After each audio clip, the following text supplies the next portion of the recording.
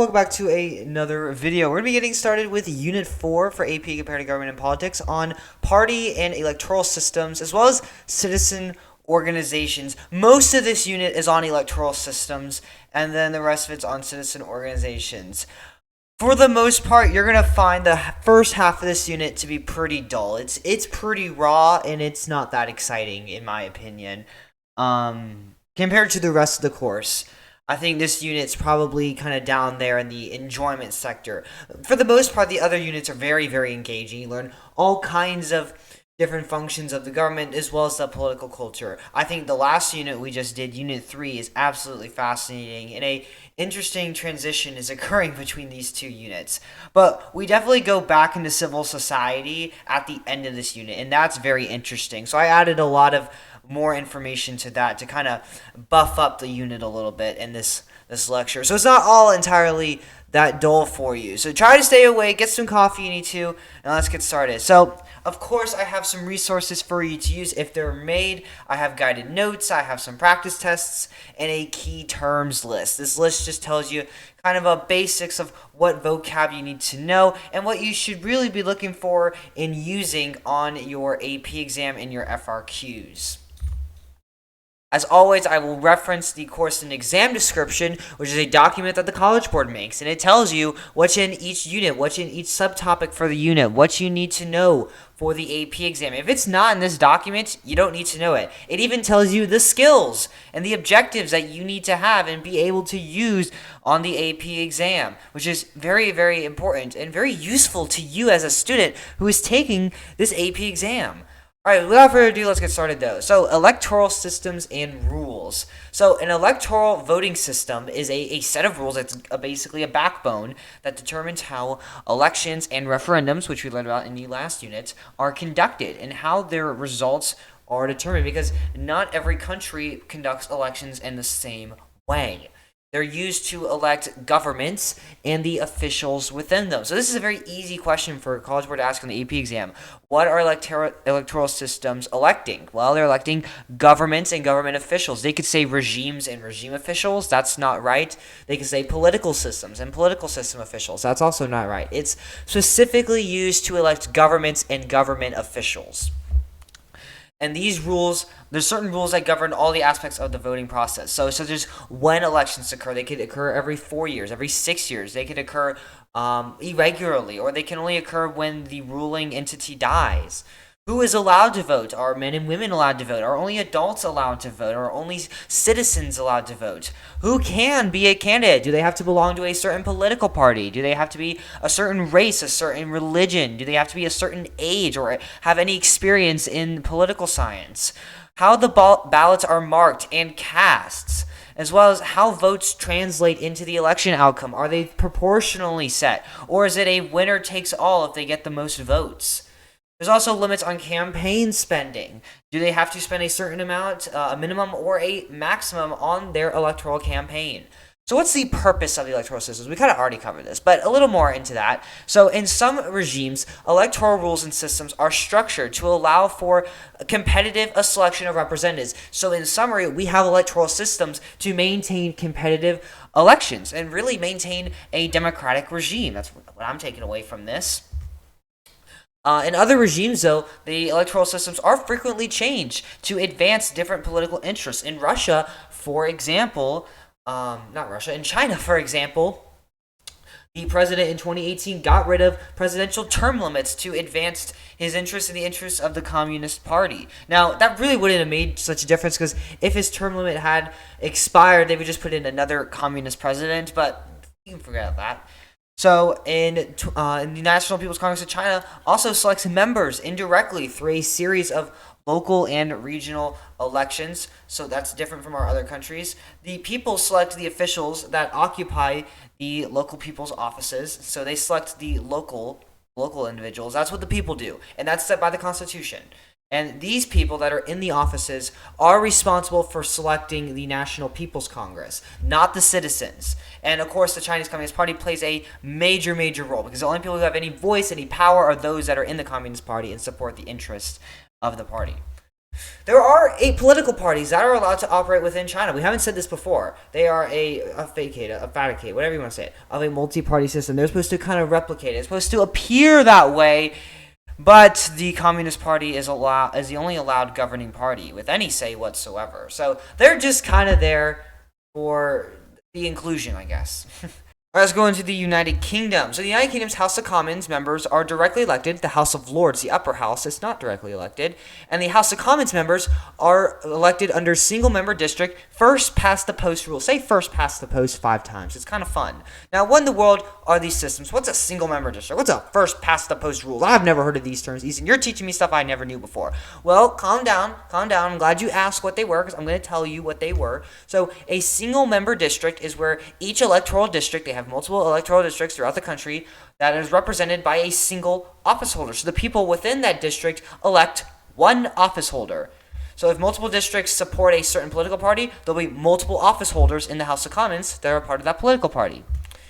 Multiple people can run within a district, but only one person can win that district. A first past the post rule is where the candidate that receives the greatest number of votes in a given constituency, a given district, is declared the winner. It doesn't have to be over 50%, but it just has to be the most. So it could be 33%. That's if the other members got like 10, 10, that's 53, and 37. If we have 4 people running. Now, if there's only 2 people running, obviously they have to get the majority. But if there's more than 2 people running, then it's just the greatest number of votes.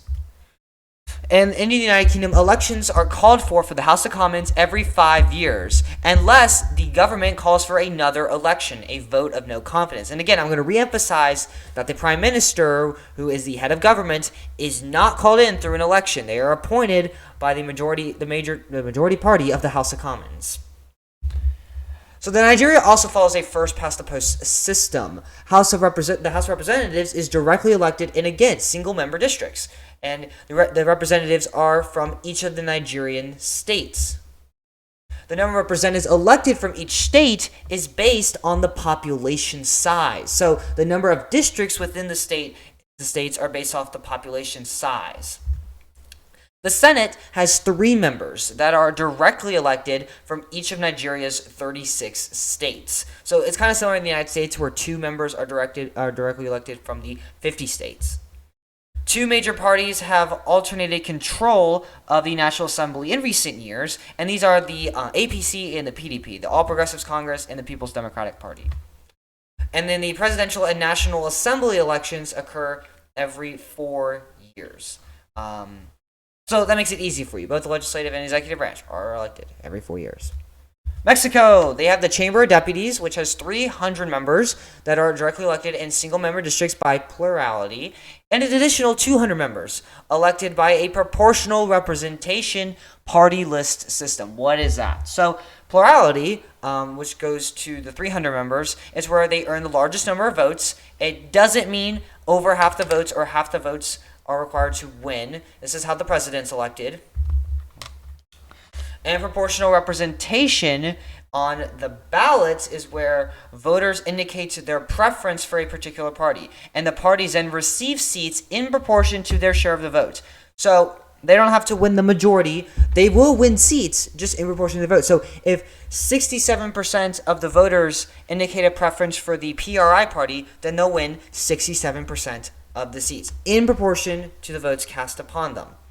And this elects multiple representatives in each district in proportion to the number of people who vote for them. And it brings in a more diverse array of political parties into the system.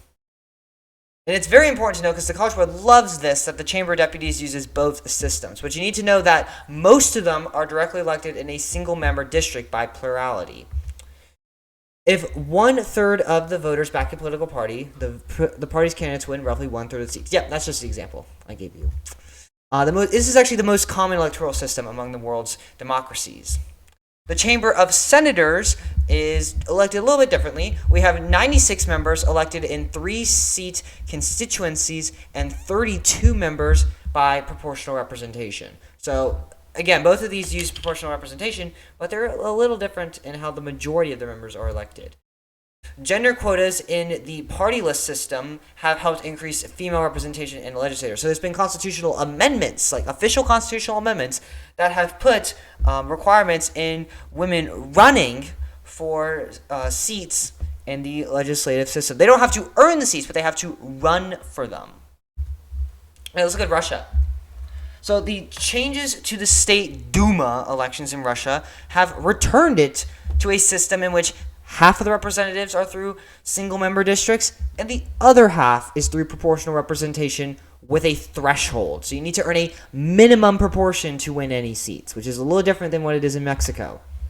The Federation Council, the upper house, has 178 officials from the 89 regions of Russia, and they are appointed by regional authorities, or they're elected by a regional legislator, which is a little more democratic than just having a one or two regional authorities electing a person in the upper house of Congress with its own systems and responsibilities in place. But it's also notable that the people here aren't directly electing the members of the Federation Council, unlike in the Duma. The president of Russia is chosen by popular vote every 6 years, pretty standard consecutive system. But Putin's permanence in the government, his prominence, if you want to say that, puts into question the legitimacy and the competitiveness of the electoral system. He's on his, fifth term? Yeah. So it's kind of interesting that he's won 5 terms. It's a lot.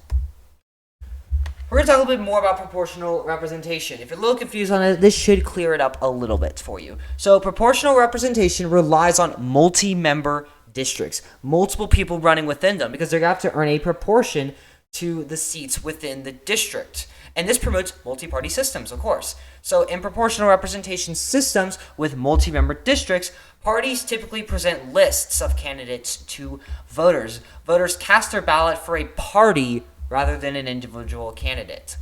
Multi-member districts can make it easier for smaller parties to win representation. They're not going to win most of the seats, but they're going to earn some here or there. These are seats they may have not have won without a proportional representation system, with a single-member voting district system, first past the post. Even if a party doesn't win a majority of the votes, they can still secure seats, and that's very important to grasp from this.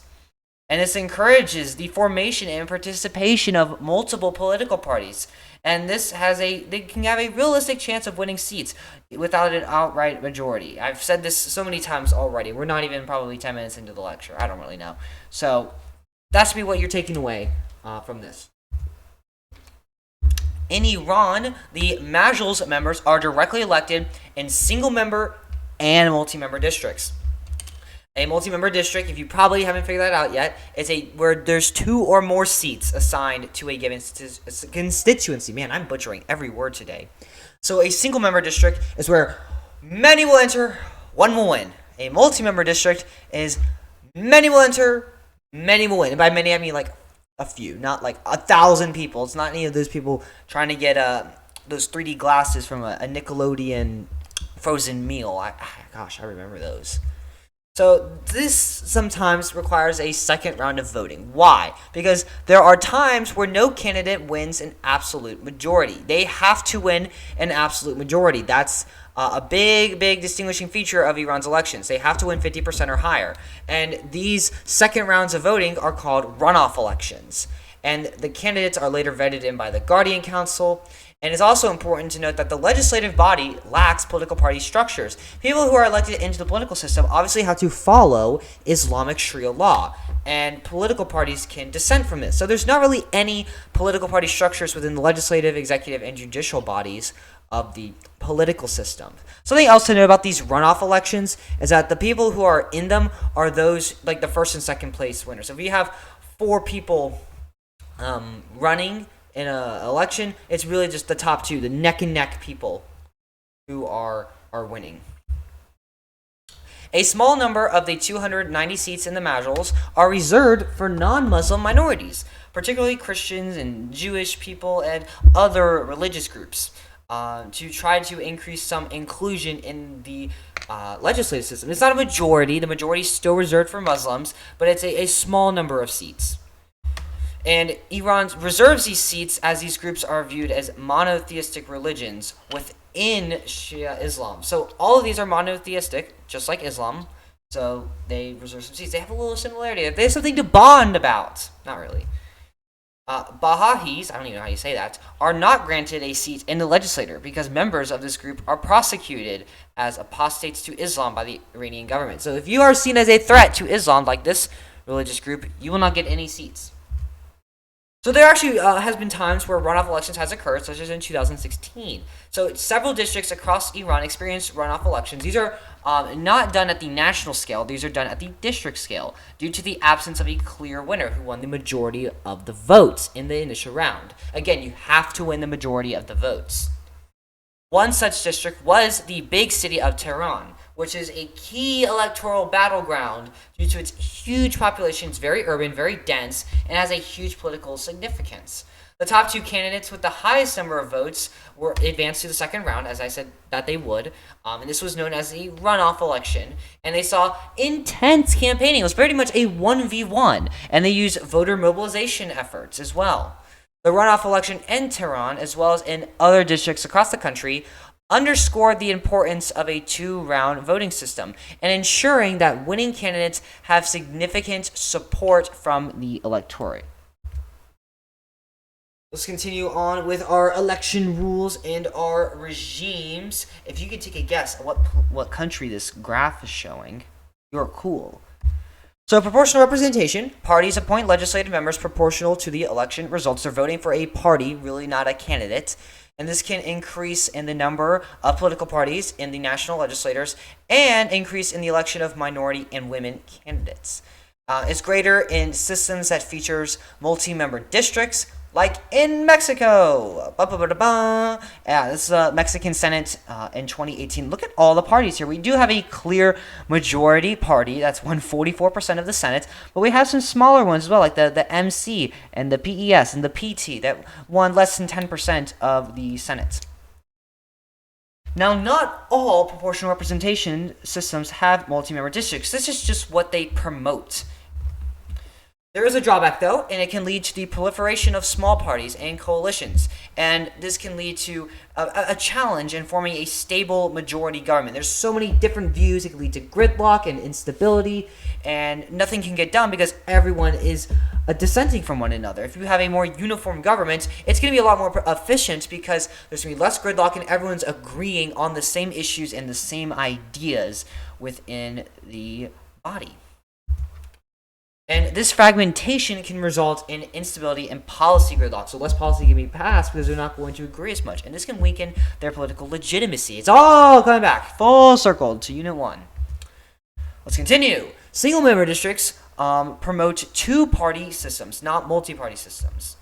They provide voters with a strong constituency service and accountability because there's two voters and there's a single representative per district. They want to hold that representative accountable, and it also ensures geographic representation because certain views can vary depending on where in the country you are. One candidate with the most votes doesn't have to be more than 50%, and a district will win that sole representative seat. One will get it. Many will enter, one will win.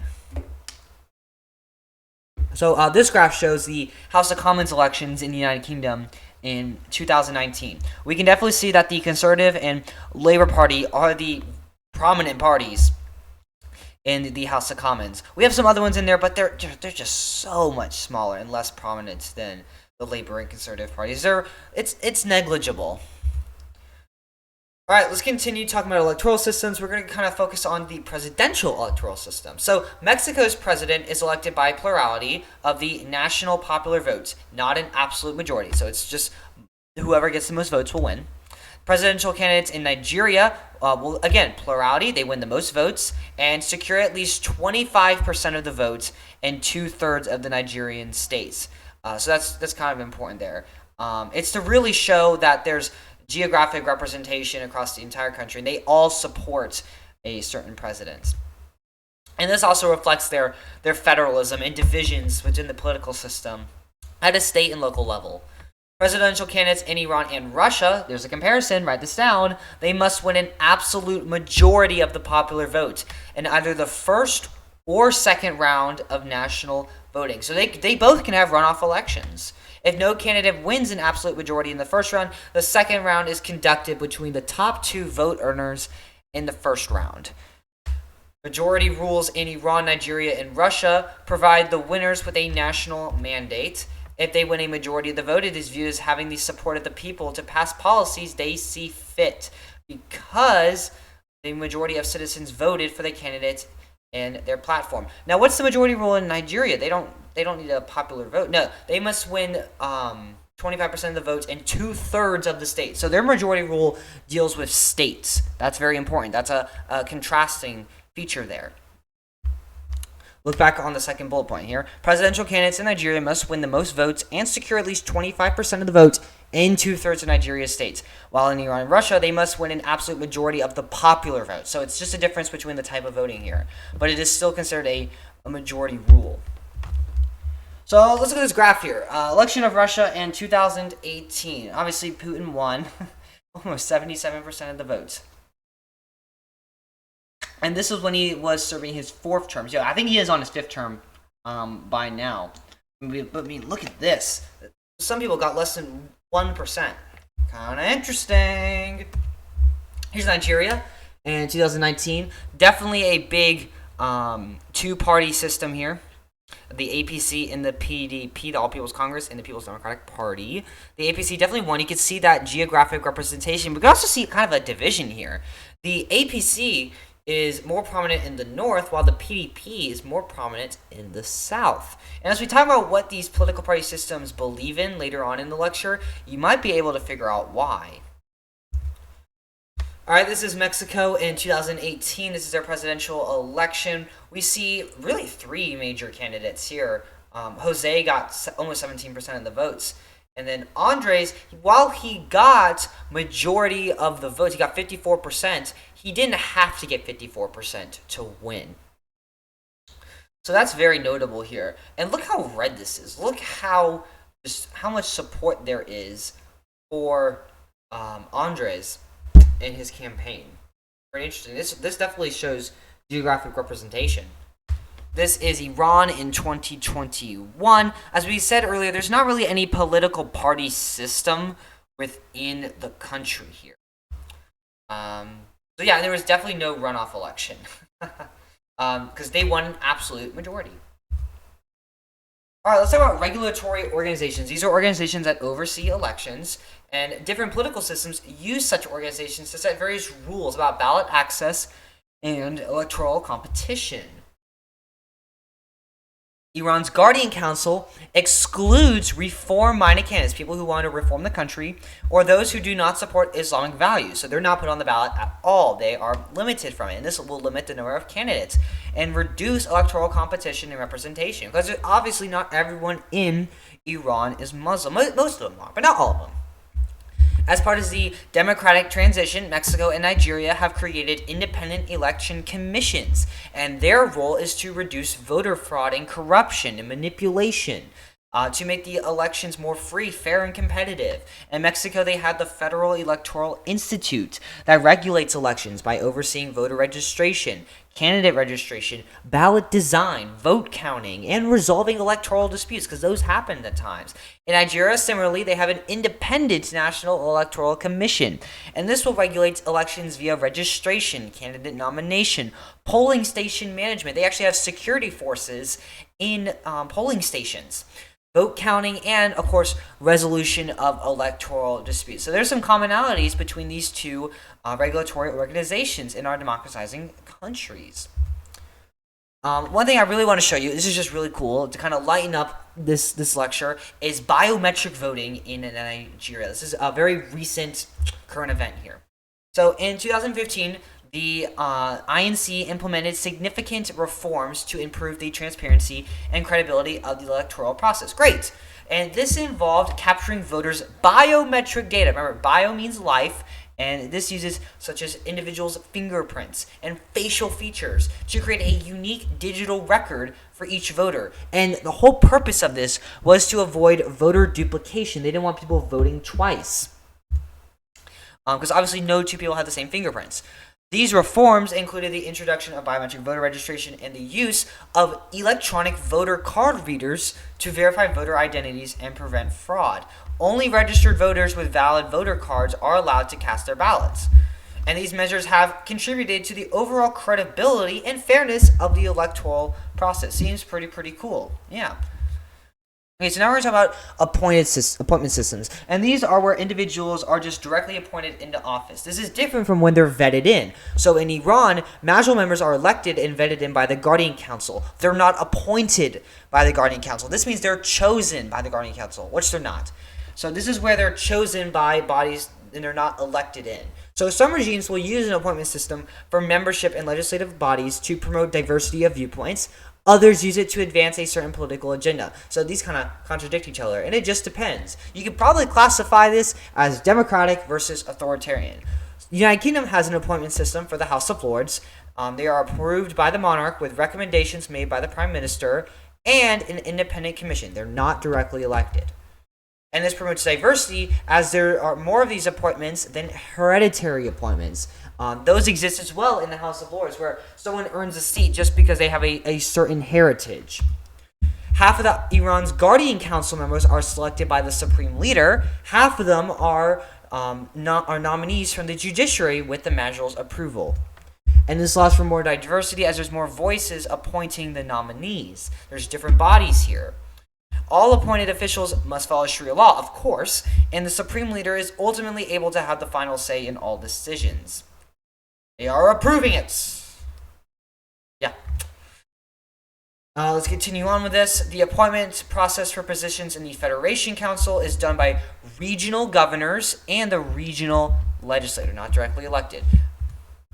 The creation of 9 federal districts, the annexation of Crimea, has reasserted federal power under the Russian president, and this has allowed him to appoint presidential envoys to the district, allow regional candidates to forego elections, and appoint a governor from a list of candidates approved by the president, which is not very democratic. It also allows the authoritarian regime to control the political agenda through the selection of elites. So Putin's really getting a lot of say here and these federal districts and who runs them, particularly because the list of candidates is approved by him, and it's supposed to follow his political agenda, the United Russia political agenda. Let's talk about the timing of elections, because elections in our countries are held at different rates depending on the country and depending on the system. So in China, the National People's Congress has members elected every 5 years through indirect elections through regional legislative assemblies. They're not elected by the people. In the Majlis in Iran, the members are elected on a fixed term of every 4 years. And this is actually separate from the presidential elections. And also notable, the Supreme Leader is serves a life term, so they don't have a fixed election system either. In Mexico, members of the Chamber of Deputies are elected on a 3-year term limit, and just recently, it's been changed that they have no limit on consecutive terms. Now, this contrasts to the Senate, where they have a 6-year term limit, and just recently, they can now serve 2 term limits for 6 years each. 2 terms for 6 years each. That's their limit. And term limits for both of these offices were increased from a strict 1-term limit in 2015. Very recent change. In Nigeria, members of the House of Representatives and the Senate are elected regularly on 4-year terms, separate from the presidential elections. Again, so in Russia, members of the Duma are elected regularly on fixed terms of every 5 years. This is separate from presidential elections. Prior to 2008, this actually was 4 years. In the UK, the Commons passed a law in 2011 that created a fixed-term election system in which Commons elections would take place every 5 years on a fixed date. And there's no term limits. The legislation allowed the Prime Minister to ask for snap elections to force all members to campaign for re-elections within 30 days with a supermajority of support. And this would wipe out the legislator and call for election for every single person in the House of Commons. And if a different party wins the majority, that Prime Minister is booted out of there.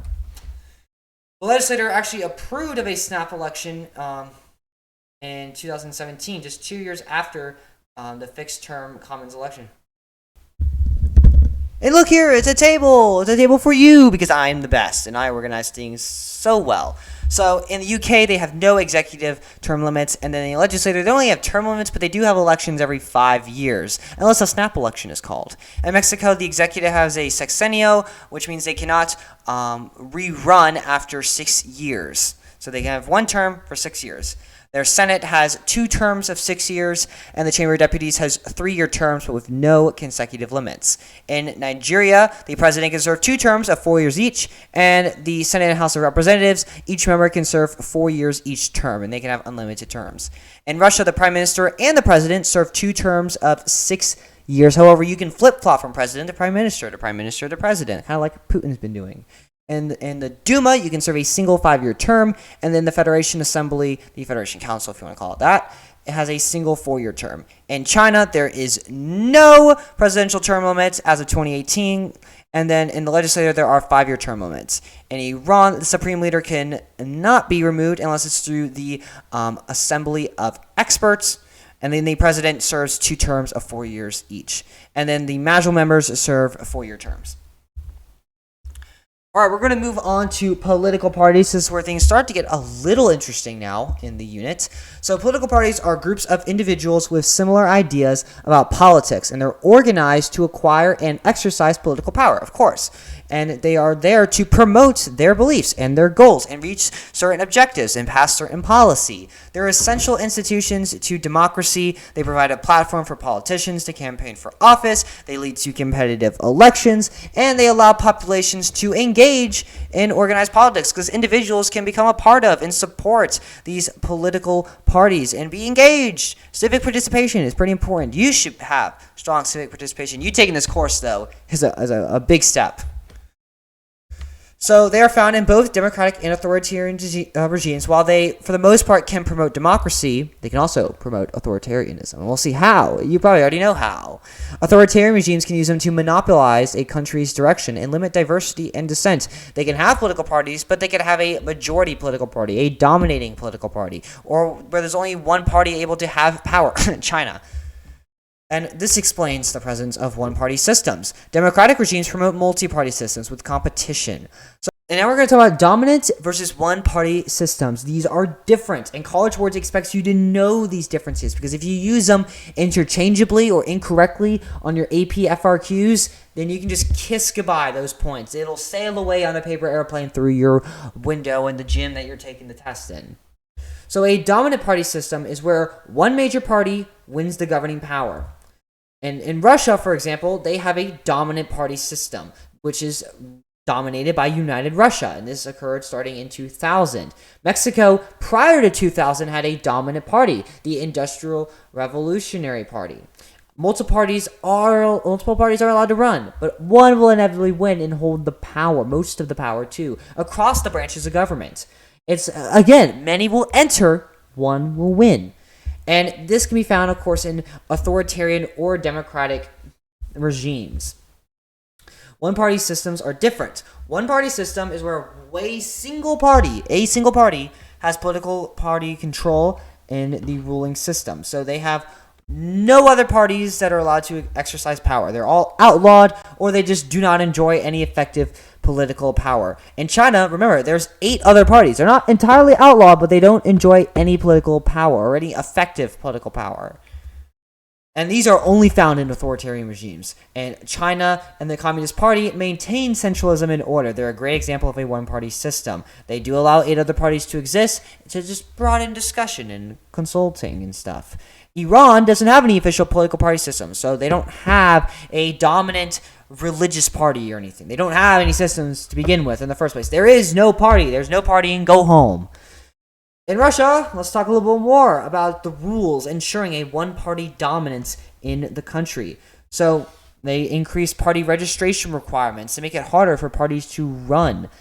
So in 2012, they increased the number of members of a party to be 50,000 and over 40,000, which is a 25% increase.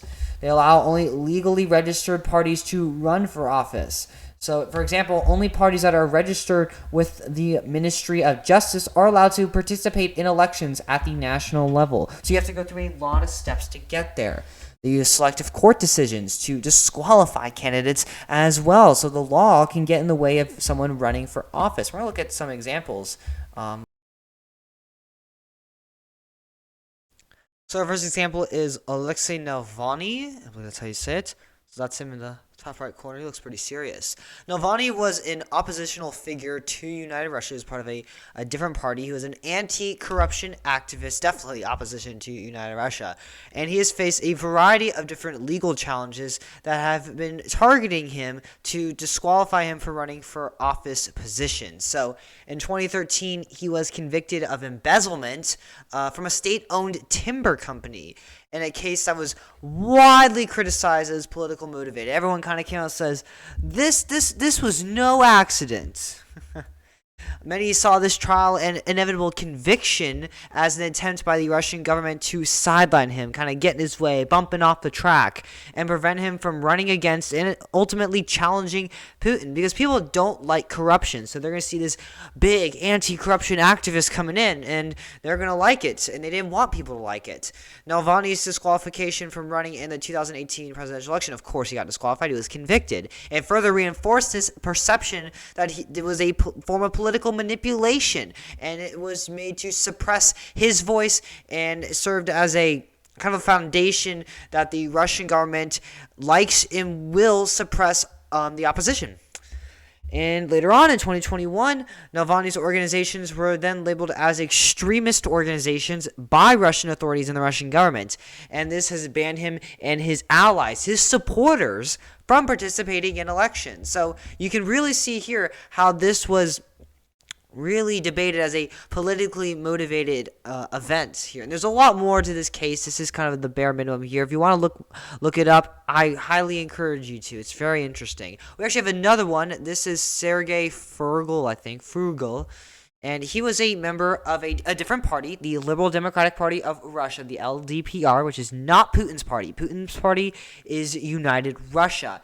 And he was unexpectedly elected governor of a region in 2018, defeating someone else who was kind of backed up by the Russian government. He was surprisingly elected. So it kind of caught the Russian authorities off guard a little bit. In 2020, he was arrested and charged with murder, essentially, and the linkage to multiple murders, which is not taken lightly in any country at all. But it is kind of suspicious that these murders were about 20 years prior. Many of his supporters viewed these charges as politically motivated and aimed at removing him from office. Of course, they're going to happen 2 years after he gets office. They have to build up a case to get him out of there because it was very unexpected. He was obviously removed from the governor with these charges, and he was replaced with an acting governor appointed by the Kremlin. We're going to continue talking about one-party dominance, though, because we haven't talked about it enough. Rules ensure one-party dominance in Russia, such as limiting the ability of political opposition to present their viewpoints in the media. Russia has a lot of say-so over the media. There's also been many cases of journalists just magically dying or committing suicide or jumping off hospitals.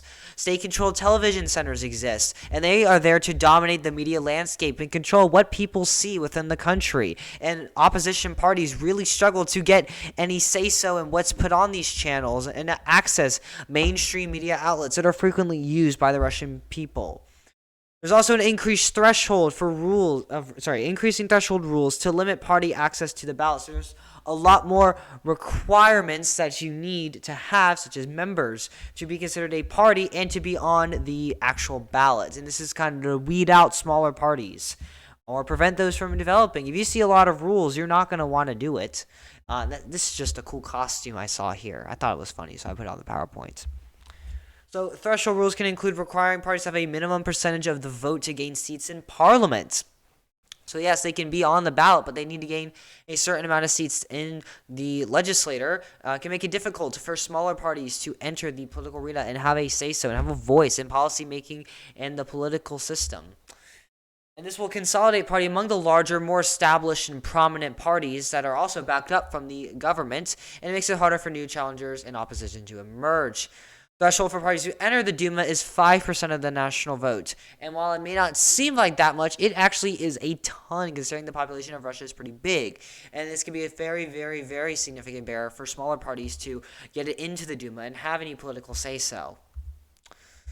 There's other rules like eliminating gubernatorial elections. And I'm not talking about giant peanuts from the SpongeBob movie. I'm talking about governor elections. This is a term that College Board likes to use on the AP exam. Gubernational. I think it is gubernational. All right, you can say gubernatorial as well, depending on whatever you want to use. You can pick. But I like to say goober because it makes you think of goofy goobers. So by appointing governors rather than allowing them to be elected by the people, elections would be a more democratic form. The central government can ensure that regional leadership is loyal to the ruling party and follows what they want to follow. This reduces any potential for opposition parties to get any foothold in regional politics because they're not elected in, and it strengthens the control of the central government and the United Russian Party within it. In Russia, these elections were actually abolished in 2004. So yeah, that's why we have this appointment system. And as you can see here, in 2004, that means they were under Putin. And governors are appointed, obviously, by the president with confirmation by regional legislators. All right, let's talk about Mexico now. One-party dominance. That's different from a one-party system, which is what's in China. So one-party dominance is kind of like what's happening in Russia. However, Mexico doesn't really have a one-party dominance anymore. It used to up until the year 2000. So they've been transitioning away from a one-party dominance. You remember what that dominant party was? It was the PRI, the Industrial Revolutionary Party.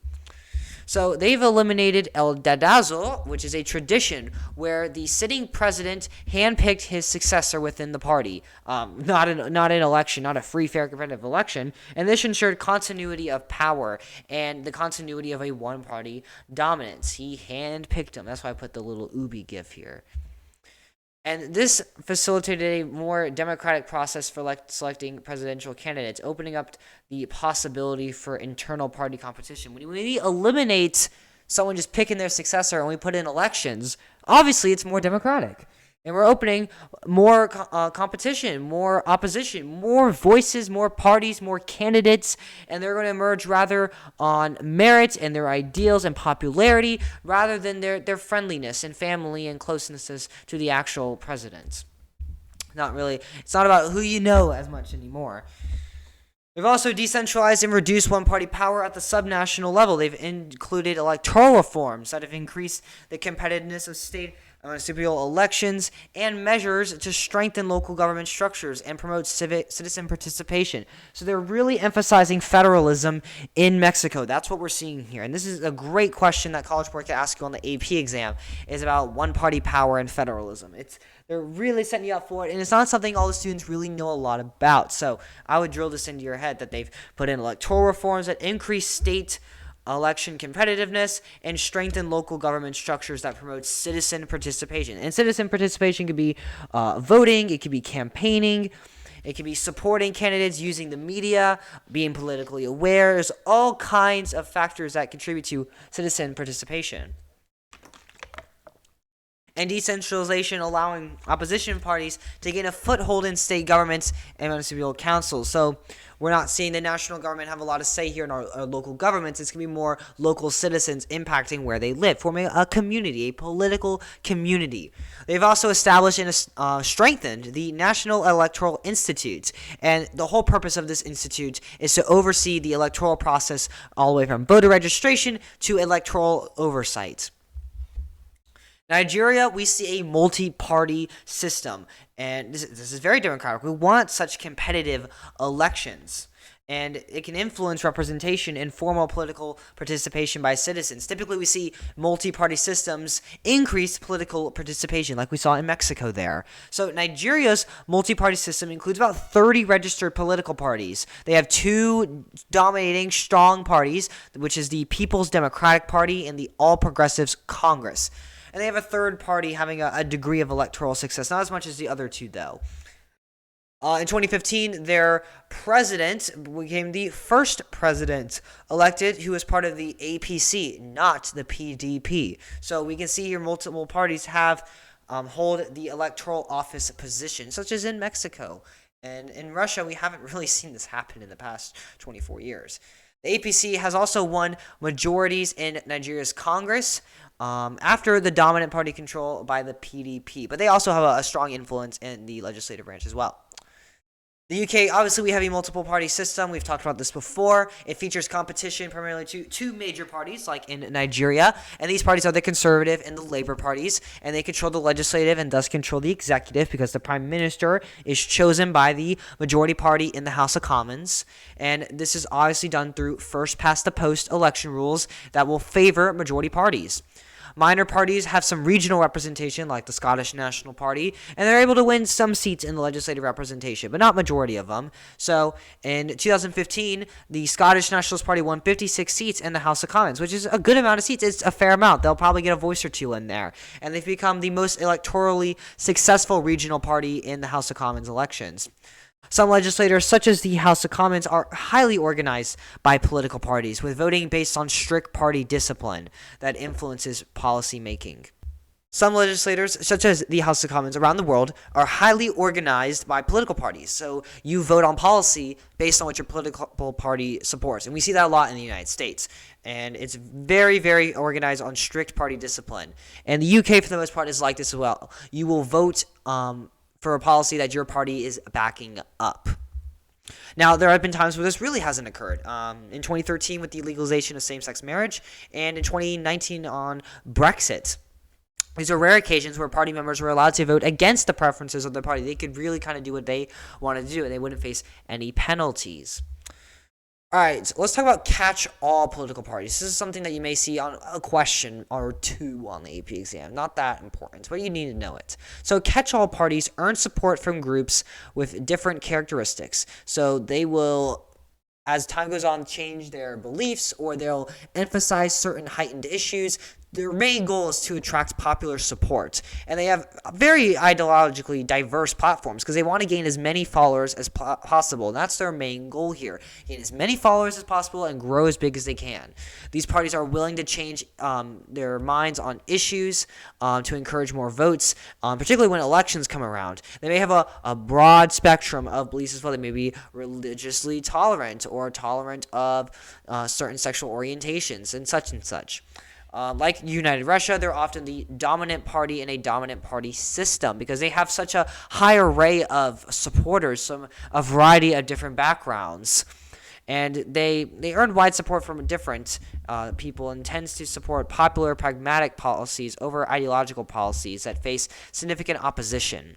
So, for example, this presidency in Russia, the government implemented measures to modernize and diversify the economy, attract foreign direct investment, stimulate innovation through initiatives such as this innovation center.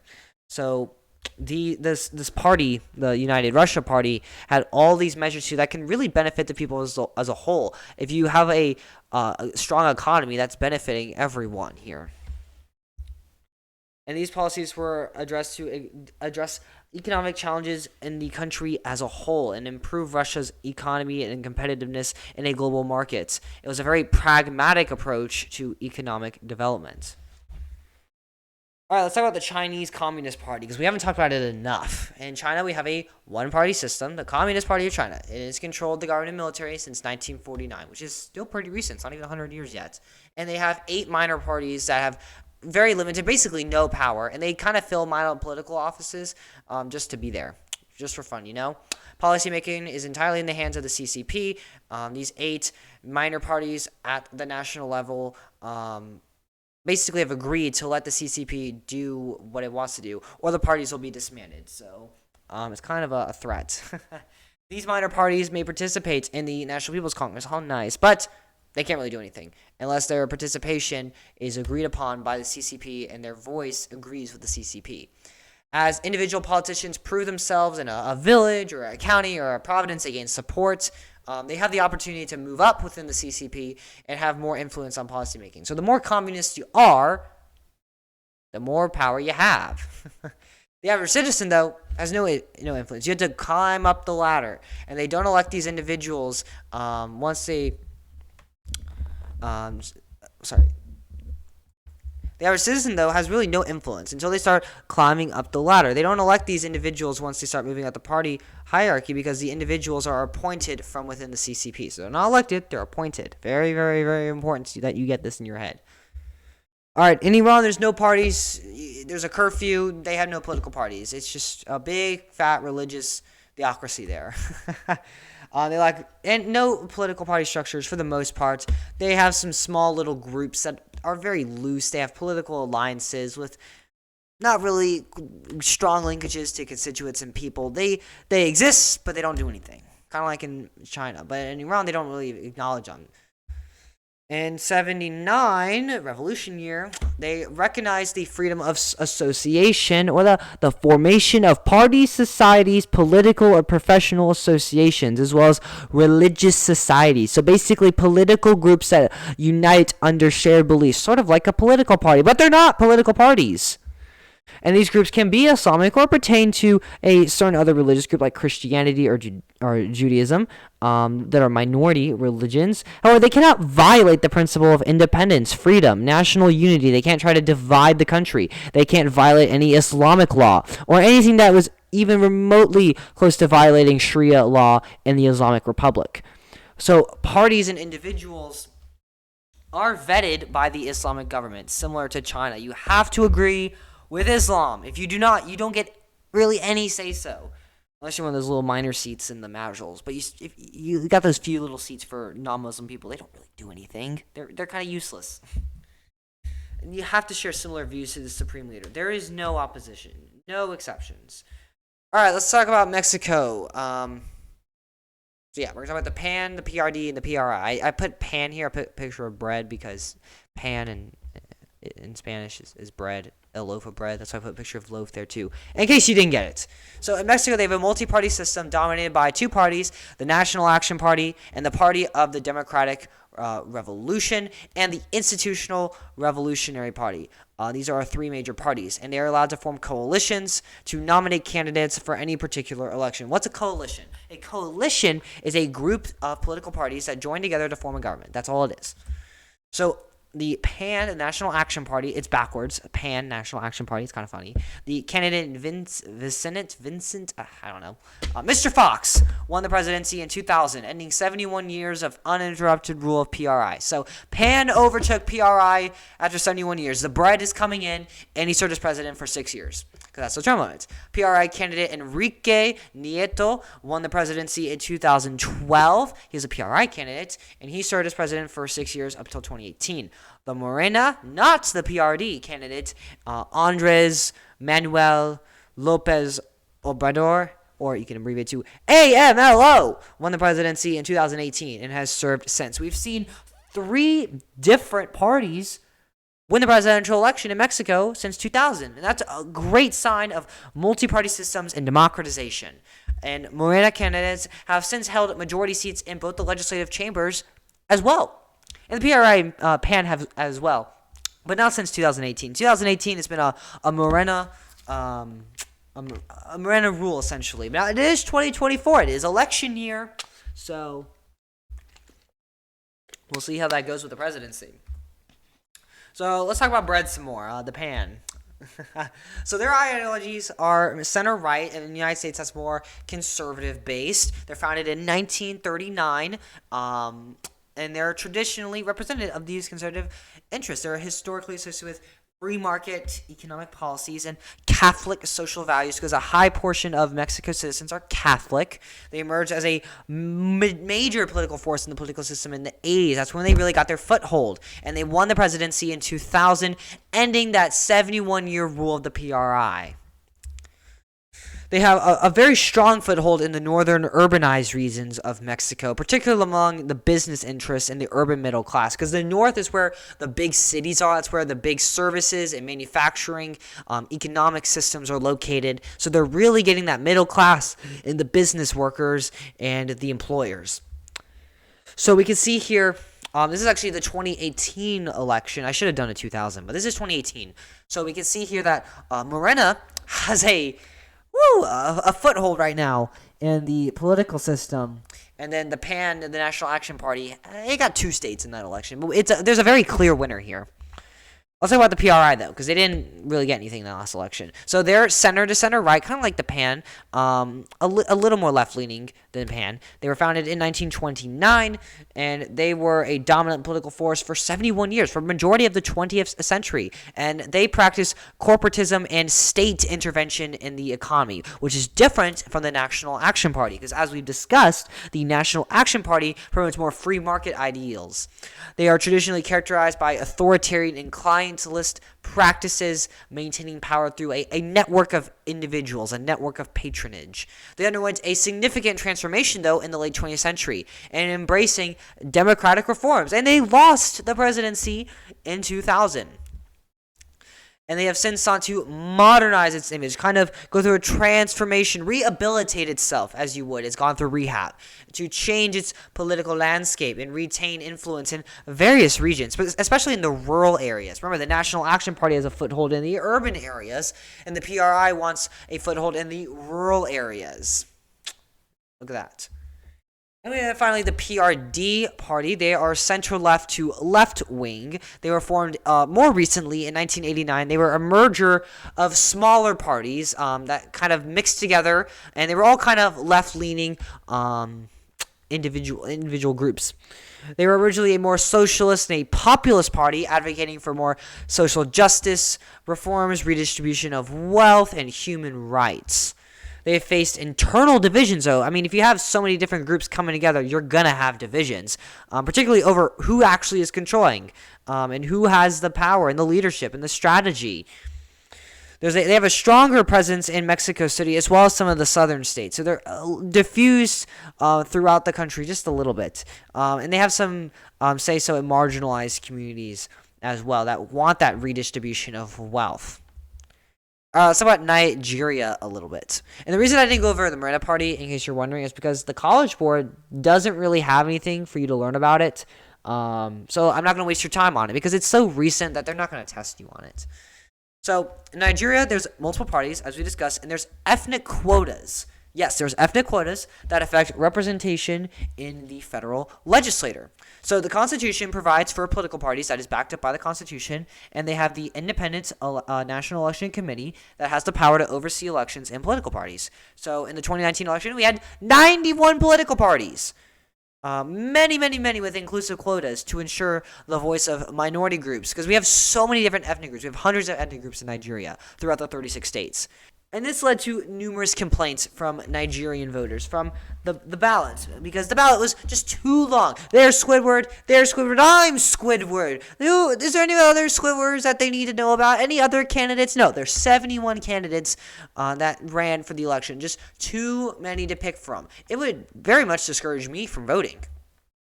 So the International Elections Committee... The International Elections Committee announced the deregistration of 74 out of the 92 registered parties. This came out. There was another party added on after that. That's why the map doesn't add up. Not that important, though. In order to streamline the electoral process, make it more efficient, and to get rid of these complaints. I mean, 71 candidates is a lot. And this removed a variety of parties and voices, essentially, as the average citizen had fewer parties to represent them. No one can run for election in Nigeria unless they are a part of a political party, though. And parties are required that those candidates pay for inclusion. So if you're too poor, you can't run. And this means that only the wealthiest of individuals can run. And it prohibits the average Nigerian from running for political office, because the average Nigerian is not wealthy. So let's look at these major parties. So let's start with the APC, the All Progressives Congress. They are center-right ideologically. They were formed very recently in 2013 from a merger. And they are currently the ruling party in Nigeria. They won the presidential election in 2015. And they advocate for anti-corruption, economic reforms, and national security. Those are their main focuses. Then we have the People's Democratic Party. It was founded in 1998, so it's a little older, and it was the ruling party for 16 years. It's more center-left. Democratic Party. Democratic parties are more center-left, and they focus on social welfare programs, economic development, and political stability. They historically been a broad-based party, though, kind of like a catch-all party with support from various regions and ethnic groups in Nigeria. So it very much could fit the definition of a catch-all party. Now, something else I want to focus on, I got a cool little laser pointer to show you so you know what I'm talking about. This focus here, obviously the other party wants political stability and economic development. So don't really learn, like not learn, but kind of learn about the focuses of the parties. But don't rely on learning these three things as a focus here, because it goes way much more in depth than what I'm discussing with you. This is a very, very broad way to describe the parties. So if you want to learn more, go look it up. Go watch some videos. You certainly can, unlike for a lot of other countries. And they lost power in 2015 from the APC, but they remain a huge political force, and they have been in opposition to the APC-led government, kind of a check on that system a little bit. So this is the election results in 2019. It was kind of split here, which is very interesting. We see that the APC dominates the north, which is actually more Muslim oriented, while the PDP dominates the south, which is more Christian oriented. But it's also the PDP, the People's Democratic Party, are located near the oil reserves in the Niger River Delta. And we talk about how economic development was a big focus of the PDP. It's probably because they have all that oil and where their voters are. So that's why. Let's look at Russia. They have one party. I bet you can guess what it is. I bet you can take a great guess of what this party is that's been dominating recent elections for 20-something years. It's diminished representation of smaller parties because of changing threshold rules. They've eliminated and reinstated single-member districts that don't really promote regional parties or don't promote multiple parties in the system as well.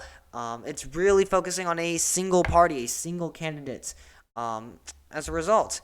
And the reintroduction of this single-member districts has provided a pathway for independent candidates to run and potentially win seats, though. So that is something to think about. In these districts, candidates can campaign based on their individual merits and connections to the local community.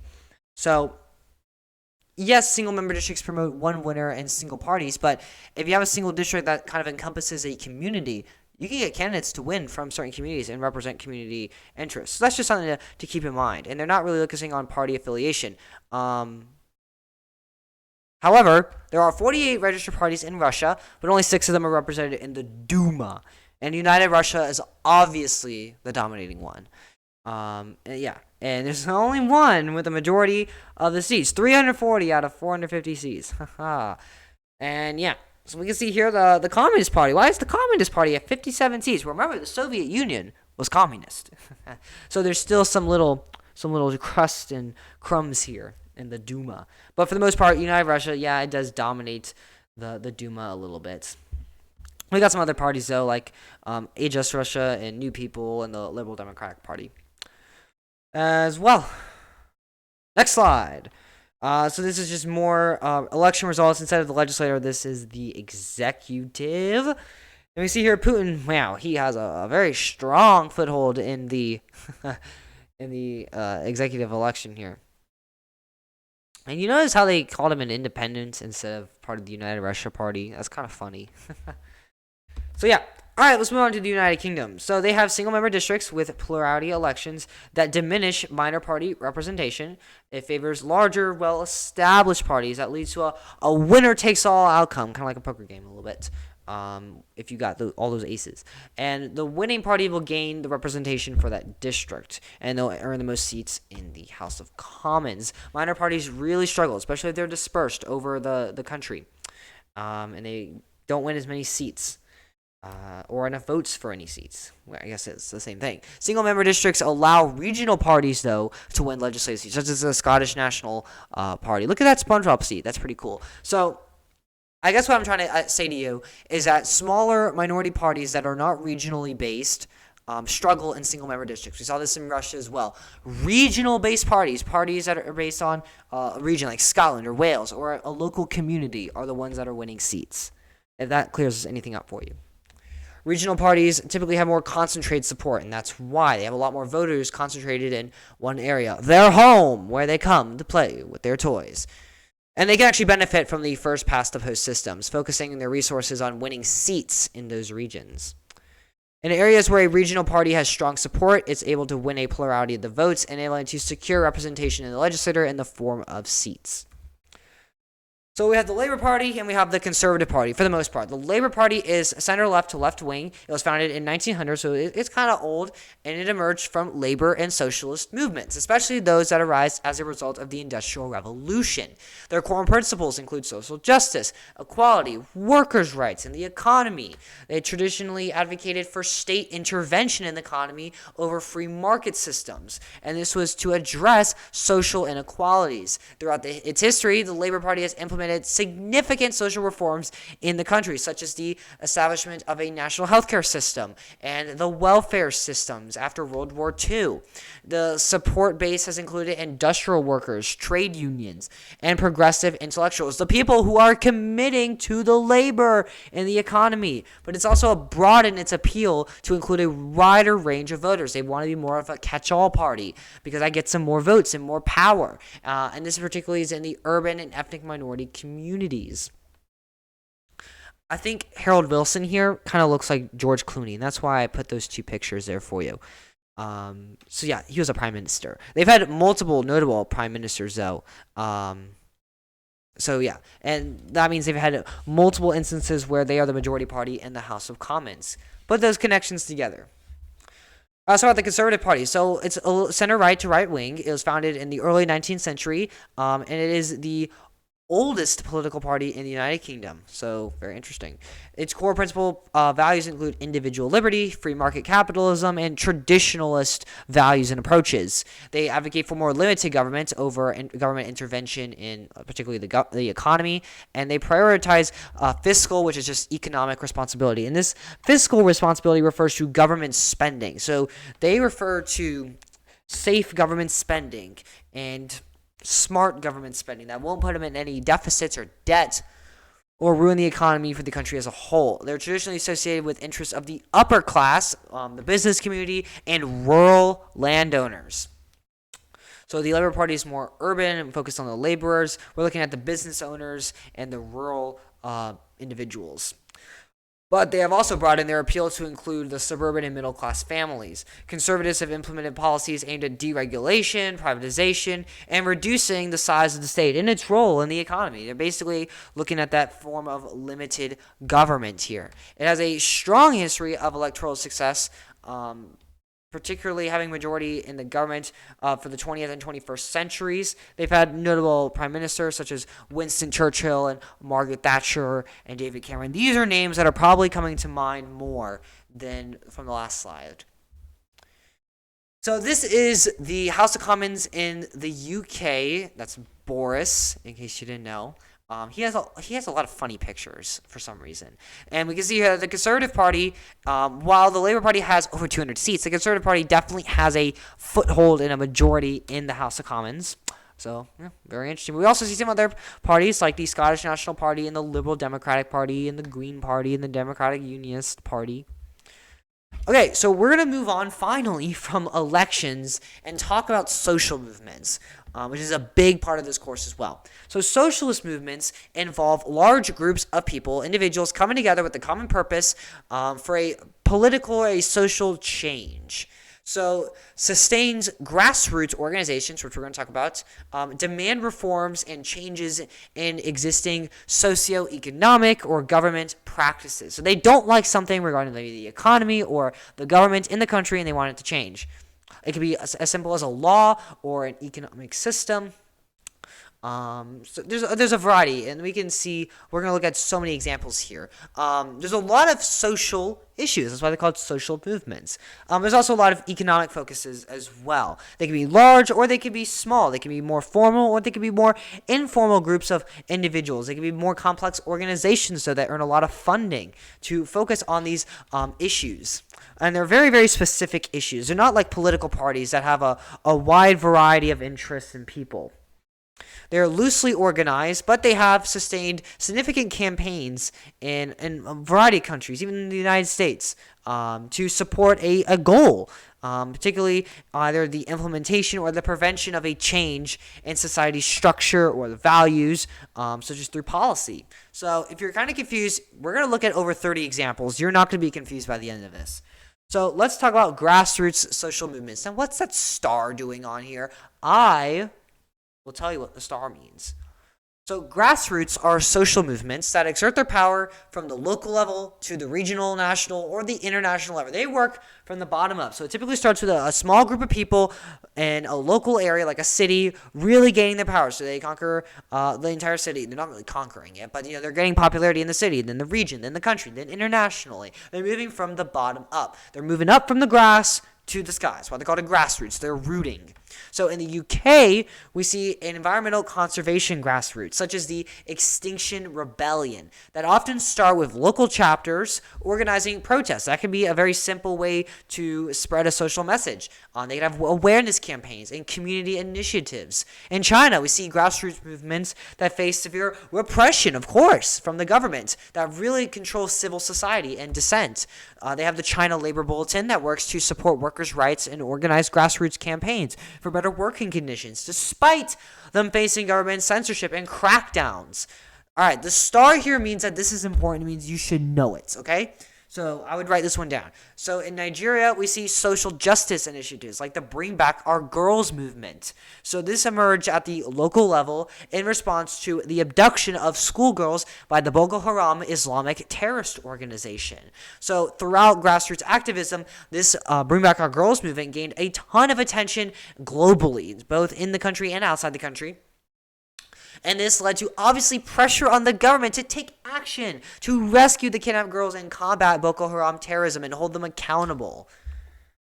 In Iran, we've seen grassroots that have been vital for advocacy of political reform, women's rights, and civil liberties. So, for example, the 1 million signatures campaign was launched in 2006 to collect signatures in support of ending discrimination laws against women. It utilized grassroots organization tactics just from going door to door. That's pretty local. They used the internet to outreach and raise awareness and support for gender equality. In Russia, we've seen grassroots face significant challenges due to government restrictions on civil society and freedom of assembly. They can't really protest as much.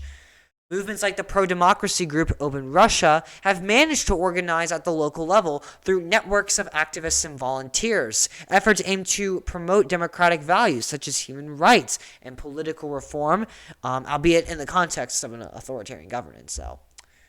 All right, so we're getting to another star one. In Mexico, we've seen grassroots as well over a variety of issues, especially indigenous rights, environmental protection, and anti-corruption efforts. So this is an important one. The Zapatista movement originated in the state of Chiapas in the 1990s. So it's pretty recent, and it emerged from a local indigenous groups. They organized to resist government policies that threatened their land and livelihoods. And these were particularly economic policies, such as joining NAFTA, the North American Free Trade Agreement. So through grassroots, the Zapatistas brought attention to issues of indigenous rights and autonomy on a global scale. So they got their support locally, and then they went nationally, and then they went internationally. And you can hear about them across the world and what they've done and advocate for. Now we're going to learn about a little over 30 different social movements in our course country. So really nail this in your head a little bit. And it can be a little overwhelming. And I will continue to star the ones that you absolutely need to be familiar with. So when you're studying these for your test or the AP exam, focus on learning these social movements. Okay? Learn how they put in power in their country, or advocated for power, or advocated for the social issue. Have they been successful? Have they not been successful? Have they been suppressed? Have they reached international attention? Look at all of those characteristics here. You don't need to memorize all 30 of these, okay? So don't feel like you have to. If you want to, you can. I'm not going to force you, though. So let's get started. Deep breaths. Let's start with Mexico. We're going to start with the star one, the Zapatistas, or the Chiapas, if you want to call it. It's an uprising in Mexico in response to socioeconomic inequality that would negatively impact the indigenous peoples, particularly due to the North American Free Trade Agreement, NAFTA. So NAFTA further exacerbated the inequalities in Mexico, particularly in rural areas that are located in the south. Critics of NAFTA argue that it favored large-scale agribusiness and foreign investment, and it really hurt small farmers and small business owners, and it resulted in a loss of traditionalism and traditional livelihoods like small farming. It also led to environmental environmental loss, environmental harm. The influx of cheap, subsidized agricultural products from the United States, bringing that foreign investments, flooded the Mexican government with cheaper goods than locally grown products that undercut local producers and contributed to greater rural poverty and job and migration displacements. So in January 1st, 1994, NAFTA went into effect, and the Zapatista National Liberation Army was launched. And it comprised largely of indigenous peasants, and they were armed. They launched an armed uprising in their state. They took control of several towns and demanded land, work, housing, food, health, education, independence, freedom, justice, democracy, and peace. A lot of different demands here as a result of these inequalities. They aim to draw attention to the plight of indigenous communities and their downfalls, and they challenge these neoliberal economic policies. They demanded indigenous rights and autonomy recognition. They didn't want to lose this traditionalism that they had. And despite its very much so military aspect, remember they were armed, the movement emphasized nonviolent resistance, grassroots organization, and the promoting of indigenous culture and autonomy. So for the most part, they didn't go out and just shoot a bunch of people. They weren't like Boko Haram. They were not a terrorist organization. They were armed, and they, for the most part, were pretty nonviolent, and this is what they did. And the government did respond with a military, because they were armed, as well as negotiations, and inevitably led to the signing of the San Andres Accords in 1996, 2 years later. And this promised constitutional reforms to recognize indigenous rights and autonomy and traditionalism and the inequalities. So they kind of got what they wanted, kind of didn't, but they kind of got what they wanted. And the government, it really failed to fully implement these agreements. So they kind of got what they wanted, but they kind of didn't. All right, let's talk about some other one, just for fun. It'll load. There we go. There is a LGBT rights movement for gay rights and anti-discrimination. They've had significant milestones, though, such as the legalization of same-sex marriage in certain states, and the Supreme Court ruled in 2015 that the states cannot ban same-sex marriage. Inevitably. So, yeah. There's also anti-abortion and pro-life activists. And as of 2023, the Supreme Court has ruled that abortion is unconstitutional. So, this is different from when laws used to vary state by state. Some states had abortions legalized up to 12 weeks of pregnancy, but now you can have an abortion in all states because that's what the Supreme Court said. There's also teacher unions protesting fraud, corruption, as well as salary or tenure reductions. So they have the National Union of Education Workers, the SNTE, as well as the National Coordinator of Education Workers that have a history of organizing protests and teacher strikes to address these issues within the education system. They include allegations of fraud and corruption within the education bureaucracy. Remember, the education system is part of the public sector in most countries, including Mexico. They also attempted to implement educational reforms perceived as detrimental to teachers' rights and job security, so they're calling for against these reforms, as well as disputes over their salaries and tenure. We also see various groups that are advocating against corruption, as well as the prominence of drug cartels, particularly in the North. They're led by activists, journalists, and victims of violence themselves. They seek to raise awareness about corruption and the effects it has on society and the government. They advocate for political transparency and accountability, and demand justice for these victims of crime and human rights abuses. We've seen movements such as the Mexicans Against Corruption and Impunity and the National Anti-AMLO Front that have gained prominence in recent years. These groups organize protests. They conduct investigations of their own. They push for legal reforms to combat the corruption and impunity at all levels of the government. The movement for women's rights demands gender equality in areas such as politics, which has led to changes in their constitution over gender quotas in the legislature. And we've also seen the protests of femicides. If you don't know what that is, it's the intentional killing of women because of their gender. Gender quotas are used to promote gender balance in the political system and their representation by requiring political parties or electoral systems to include a certain percentage of women candidates on the ballots. So they don't have to have a certain number of seats in the legislature, but they do need to have a certain number of women on their ballots by per party basis. All right, let's move into Iran, and their movements. First one is START, so it's pretty important. We see the Green Movement, also called the Green Path, for political reform and liberalization. So we've seen protests about corruption in the 2009 election. The protesters included a lot of supporters of opposition candidates. They took to the streets to demand electoral transparency. They were calling out fraud in this election. They wanted accountability, and they wanted political liberalization. They said the election was not fair. It represented a diverse amount of coalitions of activists, students, intellectuals, and reform-minded politicians. They all united to form a coalition in their calls for greater political freedom, social justice, and democratic governance. And they faced very, very harsh repression from the Iranian government. They led to arrests of protesters, violence, and censorship. But overall, the Green Movement symbolized a significant challenge to the status quo of Iran, its election. It inspired ongoing efforts for political change in Iran. People will look back to that movement as a first. We also see the 1 million signatures campaign, which we talked about previously. It looks at women's rights. They seek to collect 1 million signatures in support of a certain petition that demands changes to discriminatory laws and practices that perpetrate gender inequality and discrimination against women, such as legal rights, marital and family law, access to education and employment. They've been restricted in the university systems and from accessing certain majors, as well as protection against violence and discrimination. We also see the May Day protests that are focusing on getting higher wages and better benefits for workers. International Workers' Day, May Day, has historical roots globally in labor rights movements, which is pretty interesting. It's been observed since the early 20th century. If you don't know when May Day is, you probably should. You can look it up. Because I'm not going to tell you, because you should know it, with workers using the occasion to voice their demands for labor rights and social justice. So Iranian workers participate in May Day with protests to demand for higher wages that reflect the increased cost of living and inflation. They also want improved working conditions. They don't want to die on the job, because I'm sure workers' comp isn't that great in Iran. And they also want better benefits, such as paid leave, pension, and health care, provided health care from their employers.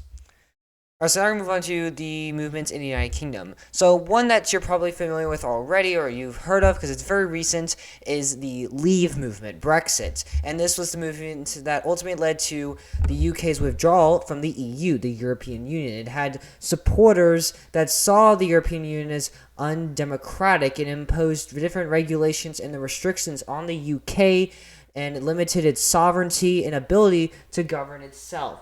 And this impacted particular issues such as immigration, because they had open borders within the EU, as well as trade, because they had a lot of free trade, and of course, national sovereignty.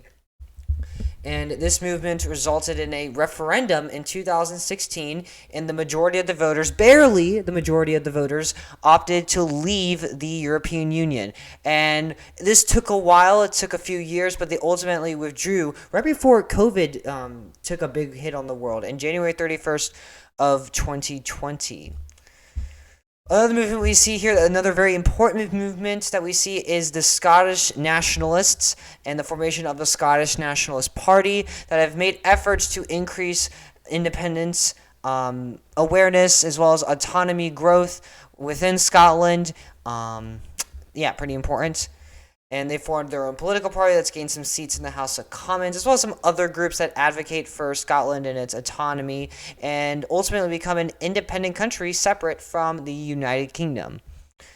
The Scottish independence movement has long historical roots. It isn't that recent. It's been going on for quite a while, but it's really gained its momentum in recent years, particularly with the dissatisfaction that it has with the UK governance, cultural identity, and the divergent political priorities that Scotland has that contrast to the rest of the United Kingdom. However, they did have a referendum as well in 2014, and that ultimately showed that the majority of the Scottish want to stay in the United Kingdom. Another one is in the 1990s. There were regional independence movements outside of Scotland, but also including Scotland. We'll go through all of them. So we had one in Wales that had the Party of Wales that advocated for Welsh independence and greater autonomy. It emphasized, cultural identity. I mean, look how long Welsh is, too. Linguistic rights and economic self-determination.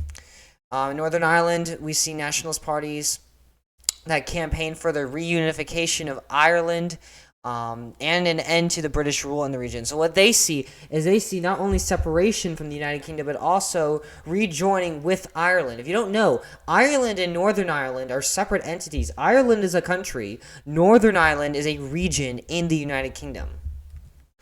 And this movement has particularly been shaped by what's known as the Troubles, which is a conflict between Catholic nationalists who seek closer ties to the country of Ireland and strong independence from British rule, but there's also Protestant unionists. So it's a Catholic versus Protestant battle, essentially. The Protestants identify more with Northern Ireland and remaining part of the UK.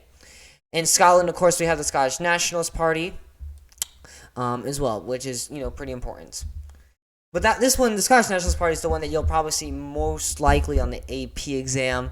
And they've gained, of course, momentum throughout the decades, and they culminated the establishment of the Scottish Parliament in 1999. And then, of course, they had that referendum in 2014. So there's been certain measures taken in place as a result of these movements. So, yeah. We also have the Occupy movement that's there to regulate banking and wealth redistribution. They aim to challenge economic inequalities. They want to distribute wealth equally across the country. They also want to have corporate influence in politics and perceived excess in the financial sector. They've put in Occupy camps, and they've put in protests across the different cities of the United Kingdom, such as London and Manchester. These are very prominent cities, particularly London, which is a financial hub, a global financial hub. And the activists here call for greater regulation of the banks, wealth redistribution, and social justice reforms. It did not achieve all of its stated goals, but it did succeed in, of course, bringing in awareness and speaking of their ideologies to others people. They really diffused what they are trying to work for. They didn't just go down and people were like, who are they? I don't remember them. And it prompted public debate over finance and policy in society. There's also been an LGBT movement for gay rights and marriage within the past decades or so. This is common throughout the world. It's led to various reforms and decriminalization, such as homosexuality decriminalization in England and Wales in 1967, and civil partnerships in 2004, and the passage of the Same-Sex Couples Act in 2013. So it's had some successes. We also see the Black Lives Matter movement that's very recent as well, focusing on ending racial discrimination, reforming the education system, and ending racial health disparities. It's advocated for reforms to laws, policies, and practices that perpetrate inequality and discrimination. It's called for a more inclusive educational curriculum that accurately reflects the diverse histories, experiences, and contribution of Black and minority ethnic communities. And of course, they've advocated for improving access to health care for Black individuals and addressing social determinants of health for Black individuals as well. They're trying to raise that standard of living for Black individuals as well in the country. That's kind of a big part of their movement. Now let's move on to Russia. So we see grassroots movements that have organized around environmental issues, both at the local and regional level, particularly regarding clean water, air pollution, and waste disposal. They're organized primarily by citizens, but also particular groups and activist communities.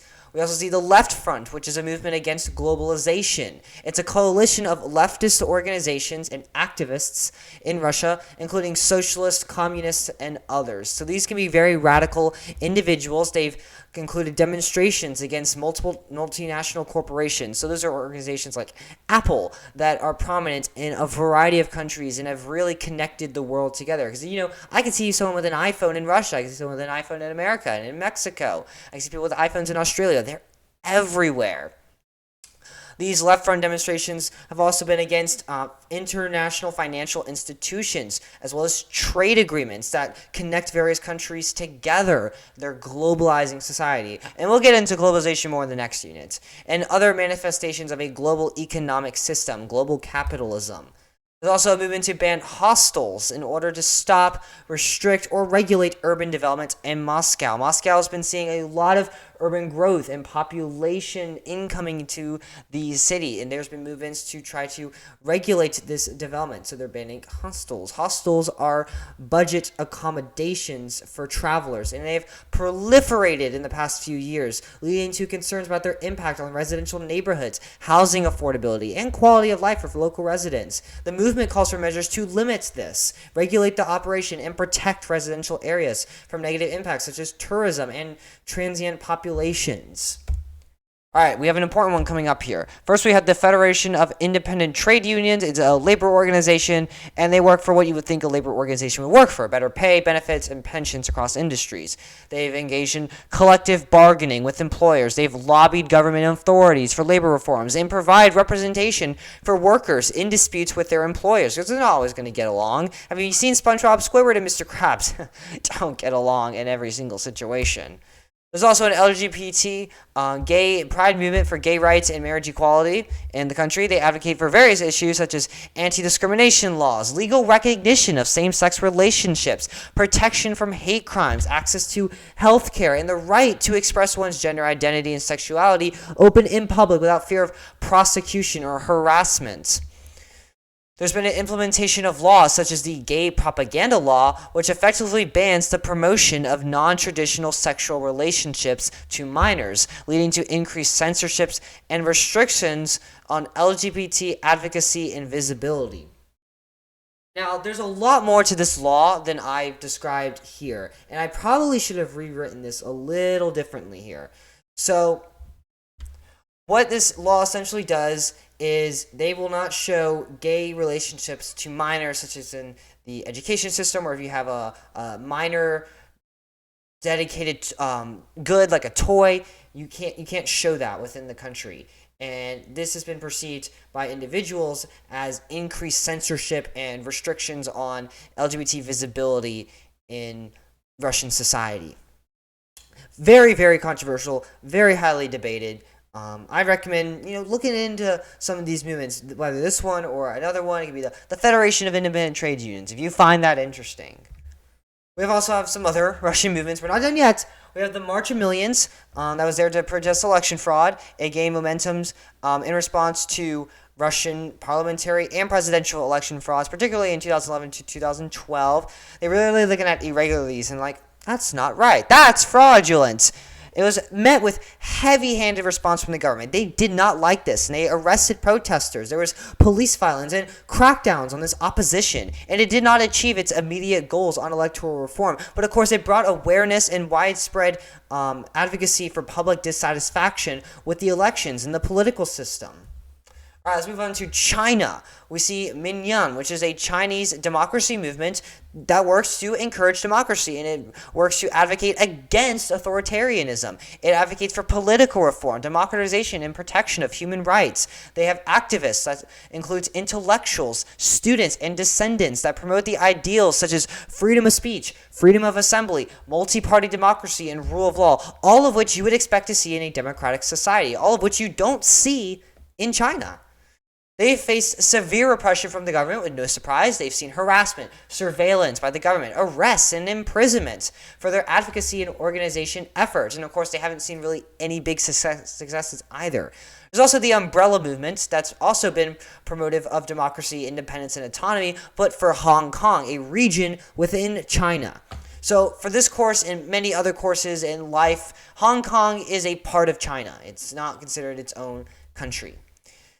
And the umbrella movement took place in 2014. It was also known as the Occupy Central movement. And there were protests that were primarily the youth. They were students for the most part that called for genuine universal suffrage in Hong Kong that was free from interference by the Chinese government. They wanted autonomy and sovereignty within the Hong Kong territory. They wanted to be outside Chinese influence and power, essentially be its own country.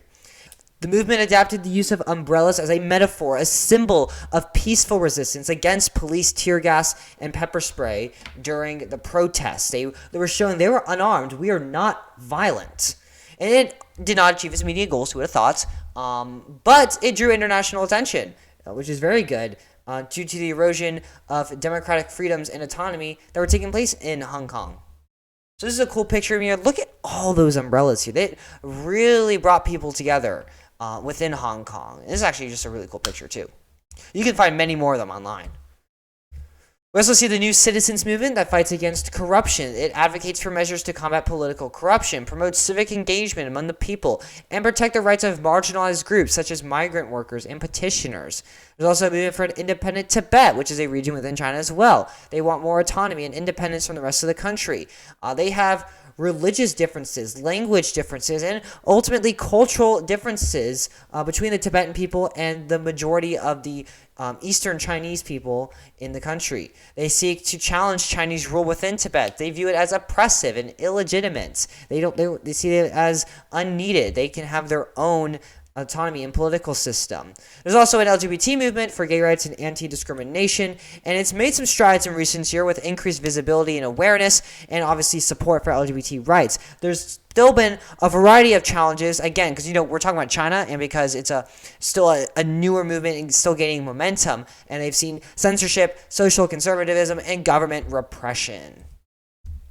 We see a Greenpeace movement, which is an environmental group that works to clean up the environment and promote environmental sustainability. They've organized protests and campaigns and initiatives to promote the use of renewable energy and reduce pollution and protect the endangered ecosystems in China. Remember, China is a very, very, very industrializing country. They have a lot of factories that emit a lot of pollution, and they use a lot of fossil fuels. And this group here is trying to recognize that and switch it over to more renewable and sustainable ways of development. We also see a religious movement known as Falun Gong. It's a spiritual practice that combines meditation, certain exercises, and moral teachings based on certain principles of truthfulness, compassion, and forbearance. It's very similar, at least in my eyes, to Buddhism, which is a very prominent, not so prominent as in other countries, but it's probably one of the most prominent religious groups within China.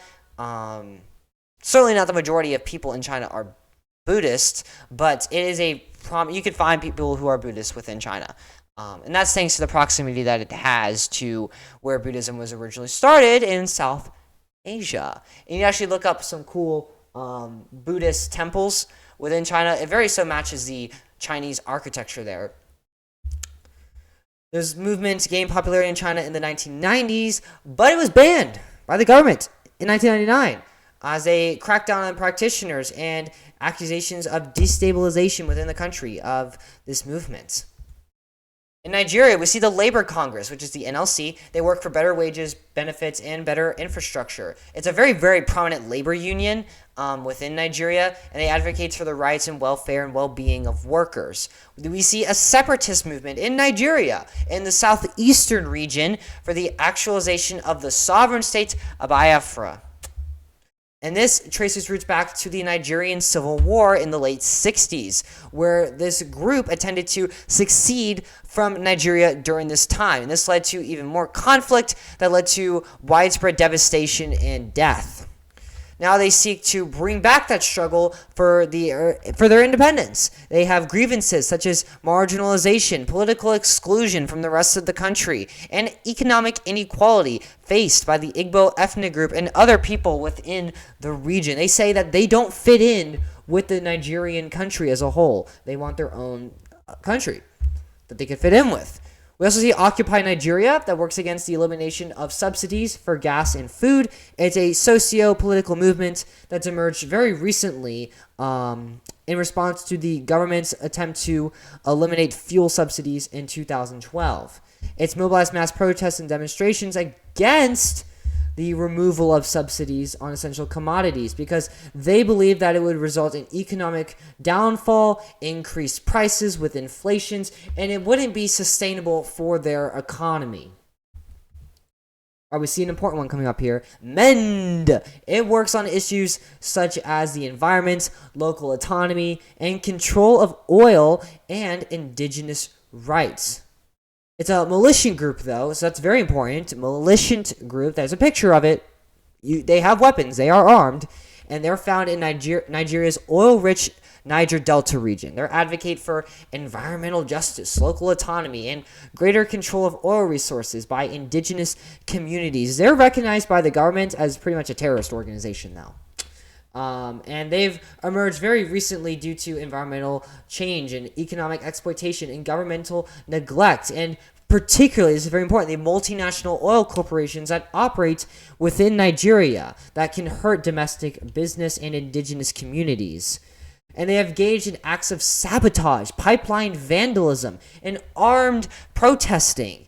And I don't know what vandalizing the pipelines would actually do to help their cause by making conditions worse, but that's what they've been doing. We see the Bring Back the Girls movement, as we discussed earlier. It emphasizes the government's reaction to the kidnapping of schoolgirls by the Muslim terrorist organization Boko Haram. We also see the Not Too Young to Run movement that works to lower the age requirement to run for president from 40 to 35. They seek to promote more youth inclusion and participation in their politics, address generational leadership gaps, and foster democratic governance in Nigeria by allowing younger candidates to contest elections and contribute to the nation building in the political system, in policy making, and say so within the country. Because young people, they're more up to date on what's affecting the youth within society, such as the educational systems. 70-year-old people in the political system don't know what's going on in schools as much and don't know how that's going to be changing. They may know more about the healthcare or the overall economic state of the country because they have more experience in that, or that's affecting them to a greater amount. So they're trying to foster more diversity in age cohorts within their political system with this movement. Okay, we're going to move on from social movements now to interest groups, which are a little bit different. So social movements represent multiple groups and individuals advocating for a particularly broad social change. Interest groups are explicitly organized to represent and advocate for a very, very specific interest, very specific policy issue. They play a significant role in shaping public policy, influencing decision-making processes, and representing the interests of specific sectors or constituencies within society. So social movements, for the most part, are more broad. Interest groups are a little more specific. So, for example, in Mexico, we see the Business Coordinating Council that represents the interests of business associations and chambers of commerce. They advocate for policies that promote economic growth, investment, and competitiveness that would boost their economy. In Nigeria, we see the Manufacturers Association of Nigeria that represents the issues of Nigerian manufacturers and industrial. It's a very specific field. They advocate for policies that support local production because that's going to earn them the most money. They also want to see industrial development, which will increase their economy, and trade promotion as well. That can limit their economic costs and bring in more profits. So there's a variety of roles of interest groups that you should be familiar with. So they advocate and lobby to influence government officials and policies. They represent members and constituents on the behalf of citizens. They conduct research and studies on certain issues and subjects. They can say, okay, increase taxes, but increase taxes to this amount based on blank study, blank study, blank study. They can engage in political demonstrations, such as protests, and gain public opinion and support. They can monitor government actions and policy that they're passing to hold them accountable and make sure that they're remaining transparent. They can engage in negotiation and compromise between various organizations, policymakers, and opponents to achieve their desired objectives. And they're always kind of watching. They're making sure things are on par. All right, now we're going to talk about two types of interest groups, corporatist representation and pluralist representation. And this often confuses students. So if you have any questions, please don't hesitate to DM me on Discord or leave a comment down below. So let's get started. So what are the characteristics of corporatist interest group representation? Well, the government in these systems controls access to policymaking by relying on state-sanctioned groups, state-run groups, also known as single-peak associations for the most part. And they're the ones who are representing the labor, the business, and the agriculture sectors, the nitty-gritty of the labor within the country. So a government group is representing the citizens. And this is considered centralized decision-making. Makes sense. And policy-making is often centralized and will involve a very low number of stakeholders, such as government officials, business leaders, and labor representatives. So the top of the top, the elites, they're the ones who are having any say-so in the interest groups. And they're the ones who are directly involved in the politics, not the average everyday citizen, not the average everyday farmer or cashier or laborer. They're not the ones directly involved in this organization. Their say-so is on the behalf of these leaders and representatives and government officials. So it's very centralized. They emphasize cooperation and collaboration among key groups, and these stakeholders often work together to reach consensus on policy issues. So they're working with one another. They're not working with the individuals that are in their businesses. And for the most part, corporatist representation may limit participation to a select few influential groups. It's not very broad, it's not very diverse. They may prioritize stability and efficiency in policymaking to avoid gridlock instead of waiting things out. They may be very quick in their actions. And the state overall retains more control over actual citizen input.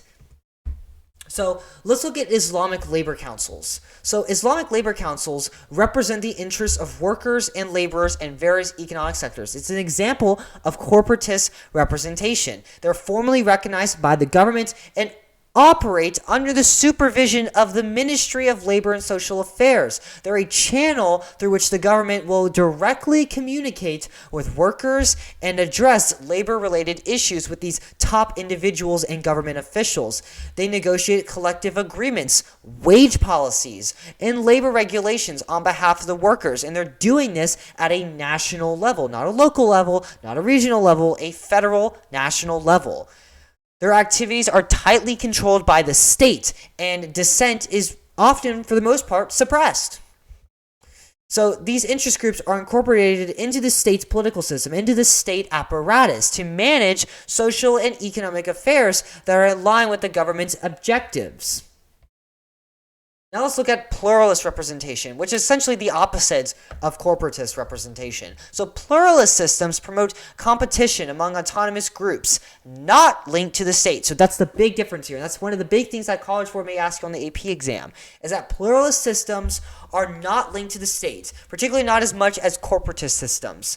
We have many different interests. It's way more diverse. We see a lot more smaller groups that want to influence government policy. Power is split among these many groups that will compete for the chance to influence the government's decision-making.